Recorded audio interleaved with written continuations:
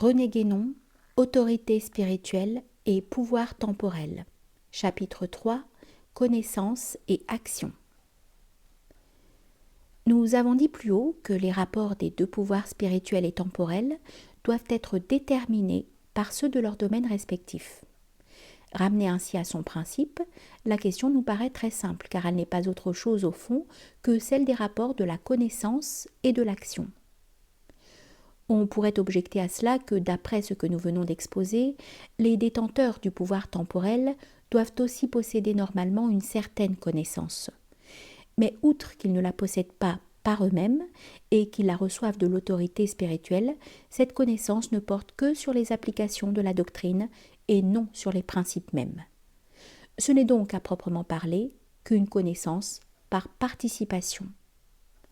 La connaissance par excellence, la seule qui mérite véritablement ce nom dans la plénitude de son sens, c'est la connaissance des principes, indépendamment de toute application contingente, et c'est celle-ci qui appartient exclusivement à ceux qui possèdent l'autorité spirituelle, parce qu'il n'y a en elle rien qui relève de l'ordre temporel, même entendu dans son acception la plus large.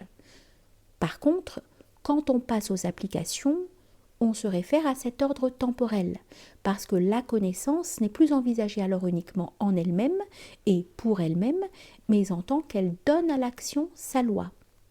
Et c'est dans cette mesure qu'elle est nécessaire à ceux dont la fonction propre est essentiellement du domaine de l'action.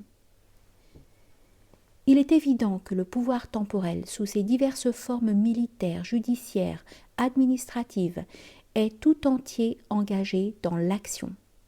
Il est donc, par ses attributions mêmes, enfermé dans les mêmes limites que celles-ci, c'est-à-dire dans les limites du monde qu'on peut appeler proprement humain, en comprenant d'ailleurs dans ce terme des possibilités beaucoup plus étendues que celles qu'on y envisage le plus habituellement. Au contraire, l'autorité spirituelle se fonde tout entière sur la connaissance, puisque, comme on l'a vu, sa fonction essentielle est la conservation et l'enseignement de la doctrine, et son domaine est illimité, comme la vérité même. Ce qui lui est réservé par la nature même des choses, ce qu'elle ne peut communiquer aux hommes dont les fonctions sont d'un autre ordre, et cela parce que leurs possibilités ne le comportent pas, c'est la connaissance transcendante et suprême, celle qui dépasse le domaine humain et même plus généralement le monde manifesté, celle qui est non plus physique mais métaphysique au sens étymologique de ce mot. Il doit être bien compris qu'il ne s'agit pas là d'une volonté de la caste sacerdotale de garder pour elle seule la connaissance de certaines vérités, mais d'une nécessité qui résulte directement des différences de nature existant entre les êtres. Différences qui, nous l'avons déjà dit, sont la raison d'être et le fondement de la distinction des castes. Les hommes qui sont faits pour l'action ne sont pas faits pour la pure connaissance. Et dans une société constituée sur des bases vraiment traditionnelles, chacun doit remplir la fonction pour laquelle il est réellement qualifié. Autrement, tout n'est que confusion et désordre. Nulle fonction n'est remplie comme elle devrait l'être, et c'est précisément ce qui se produit à l'époque actuelle. Nous savons bien que, en raison de cette confusion même, les considérations que nous exposons ici ne peuvent que paraître fort étranges dans le monde occidental moderne, où ce qu'on appelle spirituel n'a le plus souvent qu'un rapport bien lointain avec le point de vue strictement doctrinal et avec la connaissance déjà dégagée de toutes les contingences. On peut même à ce sujet faire une observation assez curieuse. Aujourd'hui, on ne se contente plus de distinguer le spirituel et le temporel comme il est légitime et même nécessaire de le faire, mais on a la prétention de les séparer radicalement. Et il se trouve justement que les deux ordres n'ont jamais été mêlés comme ils le sont présentement, et que surtout les préoccupations temporelles n'ont jamais autant affecté ce qui devrait en être absolument indépendant. Sans doute est-il inévitable qu'il en soit ainsi en raison des conditions mêmes qui sont celles de notre époque, et que nous avons décrites ailleurs. Aussi devons-nous, pour éviter toute fausse interprétation, déclarer nettement que ce que nous disons ici ne concerne que ce que nous appelions plus haut l'autorité spirituelle à l'état pur, et qu'il faudrait bien se garder d'en chercher des exemples autour de nous. On pourra même, si l'on veut, penser qu'il ne s'agit là que d'un type théorique et en quelque sorte idéal, quoiqu'à vrai dire, cette façon d'envisager les choses ne soit pas entièrement la nôtre. Nous reconnaissons bien qu'en fait, dans les applications historiques, il faut toujours tenir compte des contingences dans une certaine mesure, mais nous ne prenons cependant la civilisation de l'Occident moderne que pour ce qu'elle est, c'est-à-dire pour une déviation et une anomalie qui s'explique d'ailleurs par sa correspondance avec la dernière phase du Kali Yuga. Mais revenons au rapport de la connaissance et de l'action. Nous avons eu déjà l'occasion de traiter cette question avec un certain développement et par conséquent, nous ne répéterons pas ici tout ce que nous avons dit alors. Mais il est cependant indispensable de rappeler tout au moins les points les plus essentiels. Nous avons considéré l'antithèse de l'Orient et de l'Occident dans l'état présent des choses, comme pouvant en somme se ramener à ceci. L'Orient maintient la supériorité de la connaissance sur l'action, tandis que l'Occident moderne affirme au contraire la supériorité de l'action sur la connaissance, quand il ne va pas jusqu'à la négation complète de celle-ci. Nous disons l'Occident moderne seulement car il en fut tout autrement dans l'Antiquité et au Moyen Âge. Toutes les doctrines traditionnelles, qu'elles soient orientales ou occidentales, sont unanimes à affirmer la supériorité et même la transcendance de la connaissance par rapport à l'action, à l'égard de laquelle elle joue en quelque sorte le rôle du moteur immobile d'Aristote, ce qui bien entendu ne veut pas dire que l'action n'ait pas aussi sa place légitime et son importance dans son ordre, mais cet ordre n'est que celui des contingences humaines. Le changement serait impossible sans un principe dont il procède, et qui par là même qu'il est son principe, ne peut lui être soumis, donc est forcément immobile, étant le centre de la roue des choses. De même, l'action qui appartient au monde du changement ne peut avoir son principe en elle-même. Toute la réalité dont elle est susceptible, elle la tire d'un principe qui est au-delà de son domaine et qui ne peut se trouver que dans la connaissance. Celle-ci seule, en effet, permet de sortir du monde du changement ou du devenir et des limitations qui lui sont inhérentes, et lorsqu'elle atteint l'immuable, ce qui est le cas de la connaissance principielle ou métaphysique, qui est la connaissance par excellence, elle possède elle-même l'immutabilité, car toute connaissance vraie est essentiellement identification avec son objet.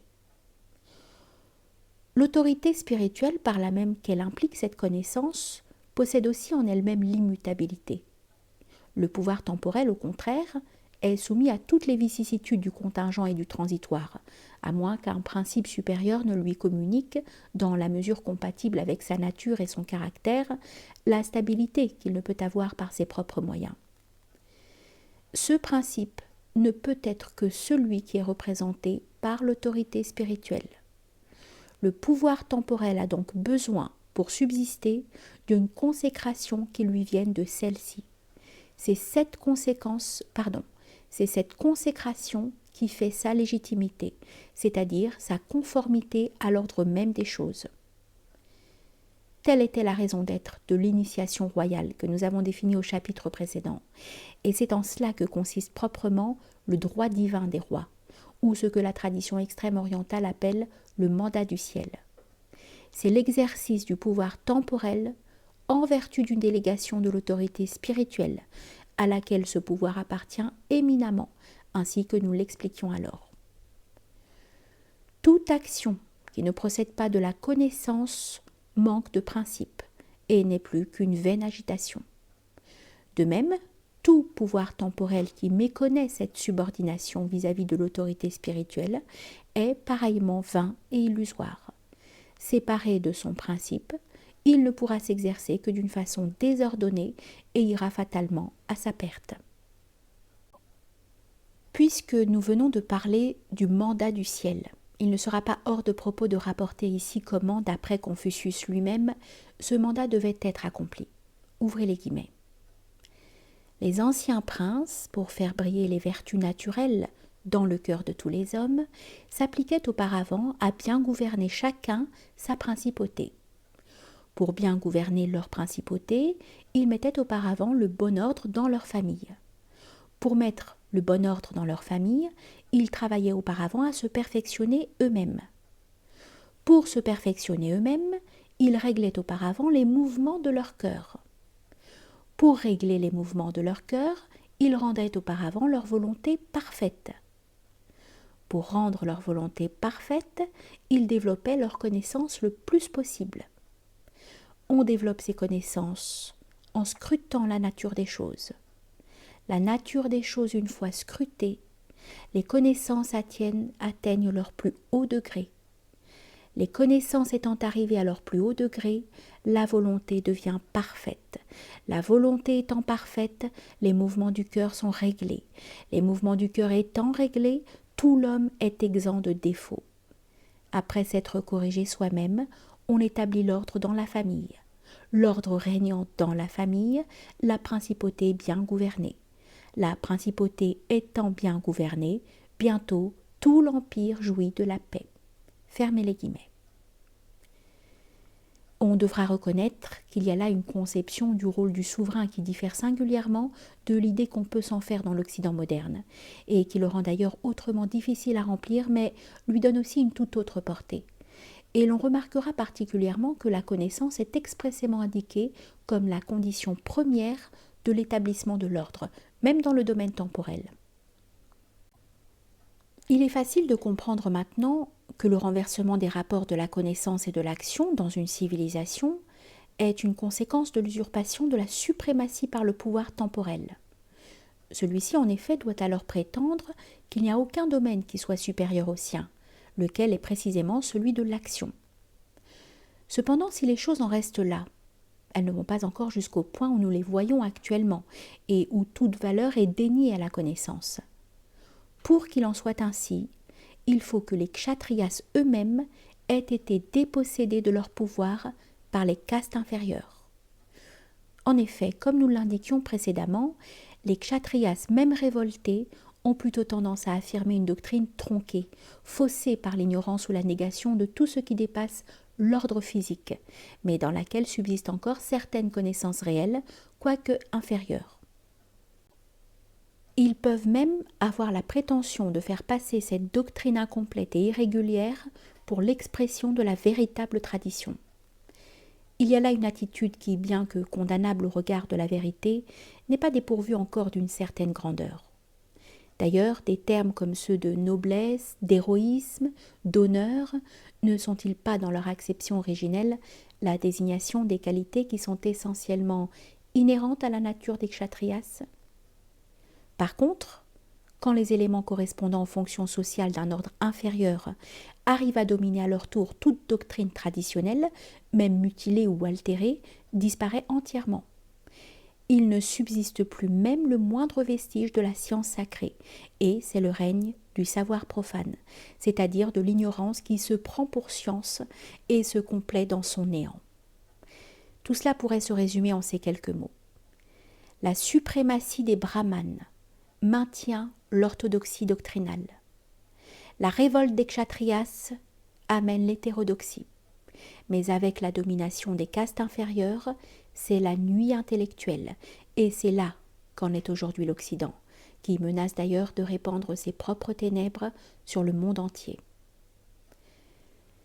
On nous reprochera peut-être de parler comme s'il y avait des castes partout et d'étendre indûment à toute organisation sociale des dénominations qui ne conviennent proprement qu'à celles de l'Inde. Et pourtant, puisque ces dénominations désignent en somme des fonctions qui se retrouvent nécessairement dans toute société, nous ne pensons pas que cette extension soit abusive. Il est vrai que la caste n'est pas seulement une fonction, qu'elle est aussi avant tout ce qui, dans la nature des individus humains, les rend aptes à remplir cette fonction de préférence à tout autre. Mais ces différences de nature et d'aptitude existent aussi partout où il y a des hommes. La différence entre une société où il y a des castes au vrai sens du mot et celle où il n'y en a pas, c'est que dans la première, il y a une correspondance normale entre la nature des individus et les fonctions qu'ils exercent, sous la seule réserve des erreurs d'application qui ne sont en tout cas que des exceptions. Tandis que dans la seconde, cette correspondance n'existe pas, ou du moins ne se rencontre qu'accidentellement. Et ce dernier cas est celui qui se produit quand l'organisation sociale manque de base traditionnelle.